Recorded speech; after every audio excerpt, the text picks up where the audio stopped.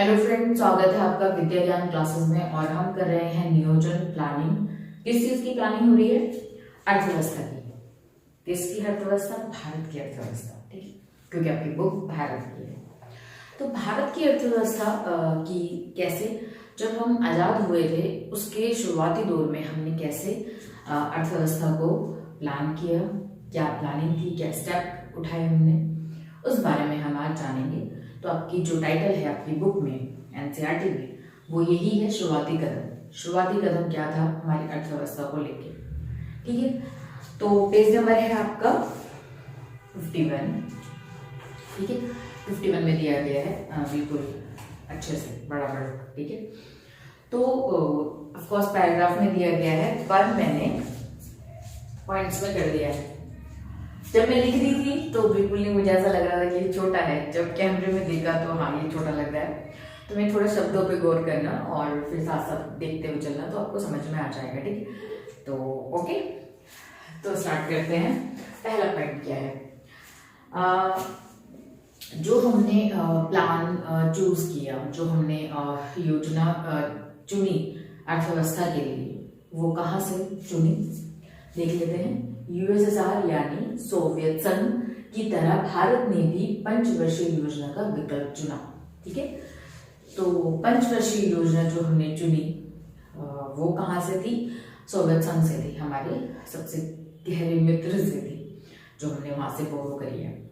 ठीक है, बहुत बार ये क्वेश्चन आता है आपके एक नंबर, जो आपका फॉर्मेट है एग्जाम्स का, वो एक नंबर वाला जो है उसमें बहुत बार पूछ लिया जाता है। तो हमारी पंचवर्षीय योजना या अर्थव्यवस्था का नियोजन जो हमने चूज किया वो कहाँ से था? सोवियत संघ से था। ठीक है, अब एक और चीज, पंचवर्षीय योजना 5 साल के लिए, पता लग रहा है पंच से 5 सालों के लिए जो योजना हमने चुनी वो, ठीक है, 5 साल के लिए होगी, यानी 5 सालों के लिए हम फॉर्मेट बनाएंगे और उसको स्टैब्लिश करने के लिए प्रयास करेंगे। ठीक है, कि हमारी प्राथमिकताएं क्या होंगी, किस तरह से हमें व्यय करना है, क्या क्या हमें अपनी 5 सालों में क्या क्या हमें विकास की ओर लेके जाना है अपनी अर्थव्यवस्था को। तो ये सब हम देखते हुए चलेंगे। 5 सालों के लिए हम दस्तावेज तैयार कर लेते हैं। ठीक है, इसमें ये होगा। सेकंड पॉइंट क्या है? इसमें एक दस्तावेज तैयार करना, जो 5 सालों के लिए दस्तावेज तैयार करना। ठीक है, उसमें क्या मेंशन होगा? उसमें 5 सालों के लिए आमदनी और व्यय यानी खर्च हम डिसाइड करेंगे। ये बिल्कुल वैसा ही है जैसे हम घर का बजट बनाते हैं, घर में व्यय करते हैं, आमदनी फिर व्यय होता है। ठीक है, ये तो बस इसी तरह से किसका बनता है? देश का भी ऐसे बनता है। इतना कोई रॉकेट साइंस नहीं है इसमें भी, सेम ऐसे ही होता है देश का भी। ठीक है, बस घर एक बहुत छोटी इकाई है, देश एक बड़ी इकाई है। वहाँ की प्रॉब्लम थोड़ी अलग होती है, यहाँ की प्रॉब्लम थोड़ी अलग होती है, बट सेम से हम क्या कर सकते हैं? कंपेयर कर सकते हैं, बहुत इजी है। इनफैक्ट आपके थर्ड पॉइंट में ऐसा ही आपको नजर आएगा कि हम घर के बजट से या प्लानिंग से कैसे मैच कर सकते हैं। ठीक है, जैसे एक चीज मैं बता देती हूँ, जैसे हम कहाँ से फैमिली कमा रही है, कितना व्यय करना है, हमें बिल्कुल पता होता है। मतलब तुम्हें शायद नहीं पता होगा, बच्चों को, जो हमारे पेरेंट्स, हमको पता होता है कहाँ कहाँ पैसा जाएगा, क्या क्या स्कूल फीस में जाएगा, घर के खर्च में जाएगा। ठीक है, ब्ला ब्ला etc एक्सेट्रा। और क्या करते हैं वो? कुछ बचत करते हैं, ताकि कभी भी कोई भी इमरजेंसी आ जाए तो वो पैसा वहाँ पे यूज हो सके। किसी को चोट लग गई, कोई किसी को हॉस्पिटल में एडमिट होना है तो पैसा यूज होगा। कुछ भी खराब हो गया घर में, वहां पे पैसा यूज होगा। आपका व्हीकल में कुछ हो गया, स्कूटी में, गाड़ी में, किसी में भी, वहां पे वो पैसा यूज होगा जो बचत करा है। देश में भी ऐसा ही होता है, बचत की जाती है। कोई भी आपातकालीन स्थिति आती है, जैसे युद्ध हो गया, आपदा आ गई कहीं पर। आपदा दोनों तरह से हो सकती है, मानवीय भी और प्राकृतिक भी, है ना। तो वहां पे वो बचत का पैसा यूज होगा।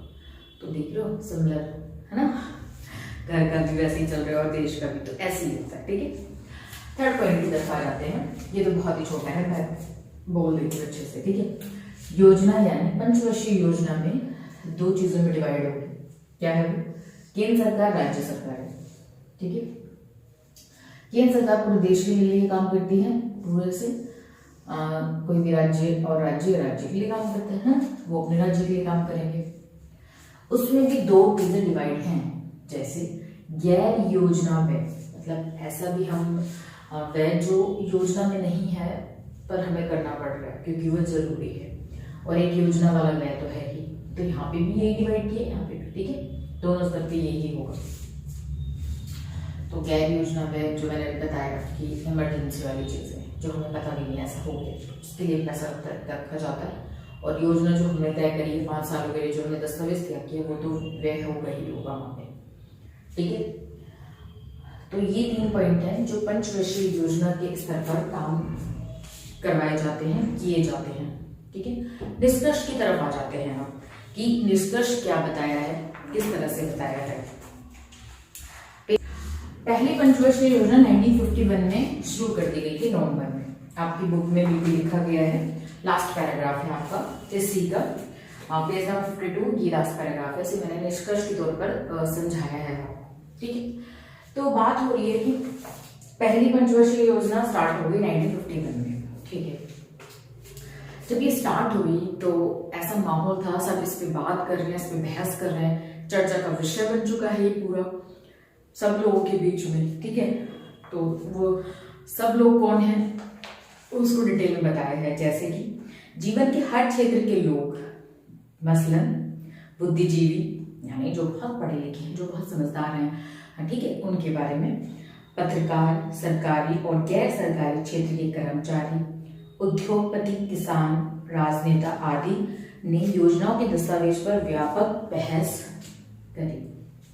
सेकंड पंचवर्षीय योजना में भी यही हुआ, इन लोगों का चर्चा का विषय बना, बहस हुई और होती रही, ठीक है। थर्ड में भी ऐसा ही, ये मैं अपनी तरफ से नहीं बोल रही हूँ, ठीक है, आपकी बुक में बिल्कुल ऐसे ही लिखा है, ये भी इसी तरह से था, सब लोग बहस कर रहे थे और एक चर्चा का विषय बनी हुई थी पंचवर्षीय योजना। थर्ड में भी यही था। फोर्थ में क्या हुआ,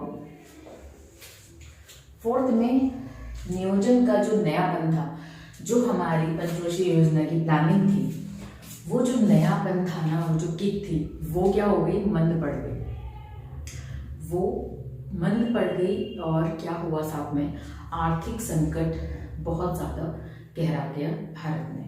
उसके अपने रीजन थे कि युद्ध हो गया हमारे देश में, आर्थिक संकट कह रही हूँ, खाद्यान्न संकट पैदा हो गया उस समय पे। तो जब आप डिटेल में फोर्थ पंचवर्षीय योजना पढ़ोगे, इनफैक्ट आपकी इस बुक में तो है ही नहीं, जब आप बड़ी क्लास में जाओगे 12th के बाद भी यही है, तो उसमें आप डिटेल में पढ़ोगे कि जो फोर्थ पंचवर्षीय योजना है उसमें ऐसा क्या हुआ था। और जब फोर्थ पंचवर्षीय योजना के बाद जब हम देख रहे हैं कि नयापन नहीं आ रहा है या जो भी, तो हमने क्या किया, थोड़े टाइम के लिए फिफ्थ वाली को, जो फिफ्थ पंचवर्षीय योजना होनी चाहिए थी, उसको हमने स्टार्ट नहीं किया। थोड़े टाइम के लिए हमने क्या करा, गैप के रखा, मतलब विराम दिया पंचवर्षीय योजना को, ठीक है। तो यही है निष्कर्ष, यही बताया है आपकी बुक में। और बिल्कुल लास्ट लाइन पे मैं एक चीज पढ़ देती हूँ जो बिल्कुल इसका निष्कर्ष का एंड जैसा हम कह सकते हैं। क्या है वो, इन योजनाओं की प्राथमिकताओं और प्रक्रियाओं को लेकर अनेक आलोचनाएं सामने आई, ठीक है। काफी कोई भी चीज नई स्टार्ट कर रहे होते हैं और कुछ भी नया कर रहे होते हैं ना, तो वो कभी भी पॉजिटिव हमें इफेक्ट नहीं मिलता है। ऑलवेज क्या होता है, नेगेटिव चीजें ही आती हैं। जब हम उस चीज से कुछ मिलने लगता है, कुछ पाने लगते हैं, तब जाके वो जो आलोचनाएं हैं वो पॉजिटिविटी में चेंज होती हैं। तो ऐसा ही होता है। तो आलोचनाएं हुई, लेकिन यह बात सच है कि इस वक्त तक भारत के आर्थिक विकास की बुनियाद पड़ चुकी थी, जो नींव थी वो पड़ चुकी थी, ठीक है। हमने अपनी अर्थव्यवस्था को एक स्टेप आगे बढ़ चुके थे हम, ठीक है, कि हमें क्या विजन है हमारा। सबसे बड़ी बात है कि विजन क्लियर होना चाहिए, स्टेप अपने आप बनने लगते हैं। तो विजन हमें मिल चुका था, तो यही हमें चाहिए था, यही भारत की अर्थव्यवस्था को चाहिए था विकास के क्रम के लिए। तो तो ये हुआ और हमने फिर आगे देखते हैं पहली पंचवर्षीय योजना किस तरह से काम किया, क्या हमारा कोर था, किस चीज़ को हमने प्राथमिकता दी फर्स्ट पंचवर्षीय योजना में, तो वो हम नेक्स्ट वीडियो में समझेंगे। तब तक के लिए good bye, take care and thank you.